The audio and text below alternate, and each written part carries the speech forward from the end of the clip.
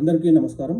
National sports bill 2025ని లోక్సభలో కేంద్ర sports శాఖ మంత్రి మన్సుఖ్ మాండవీయ ప్రవేశపెట్టడం జరిగింది. సో ముఖ్యంగా ఈ నేషనల్ స్పోర్ట్స్ బిల్లో ఏముందంటే ఒక నేషనల్ స్పోర్ట్స్ బోర్డును ఏర్పాటు చేయడం జరుగుతుంది. సో ఇందులోకి అన్ని రకాల క్రీడలకు సంబంధించి బోర్డ్స్ అంటే ఇంక్లూడింగ్ బీసీసీఐ కూడా ఇందులోకి వస్తాయి. సో ఏదైతే ఈ నేషనల్ స్పోర్ట్స్ బోర్డు తయారు చేసిన రూల్స్ రెగ్యులేషన్స్ అన్నిటినీ ఈ బోర్డ్స్ అన్నీ ఫాలో కావాలని చెప్పి ఈ బిల్లులో ఉండడం జరిగింది. నెక్స్ట్ వచ్చేసి మేజర్గా ట్రిబ్యునల్స్. ఇది చాలా కొత్త విషయం అని చెప్పాలి. ఎందుకంటే స్పోర్ట్స్కు సంబంధించిన విషయాలలో చాలామంది ఆటగాళ్ళు తమ ఏదైతే ప్రాబ్లం వస్తే కోర్టుకు వెళ్ళడం ఇట్లాంటికి వెళ్ళడం చేస్తుంటారు. కానీ ఇక నుంచి ట్రిబ్యునల్స్కు వెళ్ళడం, సో ఇందులోనే ఒక ట్రిబ్యునల్ ఏర్పాటు చేయడం, ఇది ఒక సివిల్ కోర్టుతో సమానం అని చెప్పడం నిజంగా చాలామంది స్పోర్ట్స్ ఆటగాళ్లకు ఇది ఎంతో ఉపయోగకరం అని చెప్పాలి. ఎందుకంటే ఏదైనా విషయం వస్తే వాళ్ళు కోర్టుకు వెళ్లకుండా డైరెక్ట్